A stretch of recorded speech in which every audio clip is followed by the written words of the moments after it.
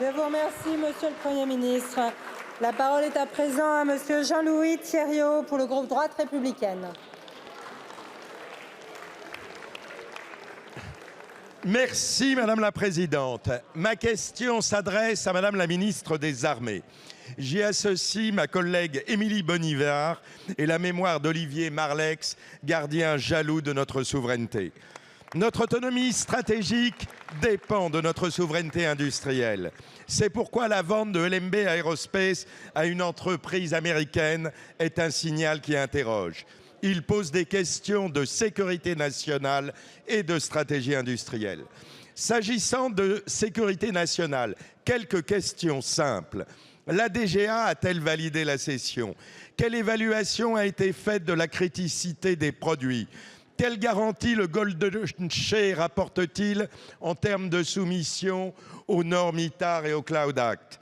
Pourquoi une valorisation aussi haute? Ne s'agit-il pas d'une opération de renseignement? S'agissant de stratégie industrielle, notre pays est confronté à un dilemme. D'un côté, nous devons préserver nos pépites. De l'autre, nous devons attirer du capital investissement vital pour notre BITD sous-capitalisé. La cession d'une entreprise fait partie de la vie normale des affaires. Si toute sortie est bloquée, il n'y aura plus d'investissement. La vraie question est: pourquoi n'avons-nous pas trouvé de fonds domestiques suffisamment dotés et suffisamment patients pour racheter LBM? Nous avons déjà des outils BPI, CDC, APE, mais leurs ressources sont limitées. Et ce ne sont pas les 35 milliards de taxes sur l'épargne votées par le RN et LFI main dans la main qui permettraient leur renforcement.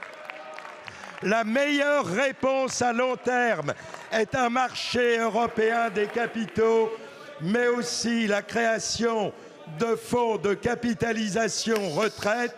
C'est indispensable pour faire face à l'hiver démographique. C'est vital pour nos industries critiques. Merci, alors, quand commençons-nous? Merci, Monsieur le député. La parole est à Madame Catherine Vautrin, ministre des Armées et des Anciens combattants. Merci beaucoup, Madame la Présidente de l'Assemblée nationale, Monsieur le ministre Jean-Louis Thériault, Mesdames et Messieurs les députés. D'abord, Monsieur le ministre, permettez-moi de m'associer à l'hommage que vous avez bien voulu rendre à la mémoire d'Olivier Marleix et de bien sûr saluer Émilie Bonnivard que vous avez associée à votre question. Si nous revenons sur cette entreprise LMB, comme l'a dit très justement mon collègue Roland Lescure, cette entreprise est une entreprise créée en 1917 qui en un siècle a connu 4 nationalités.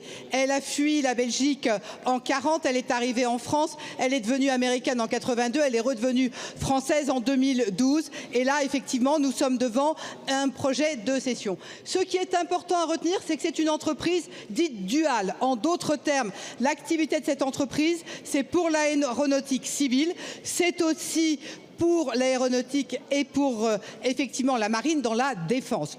Le point également qu'il faut que chacun ait bien à l'esprit, c'est que l'activité de cette entreprise aujourd'hui est à 80% à l'exportation, dont 30% aujourd'hui aux États-Unis.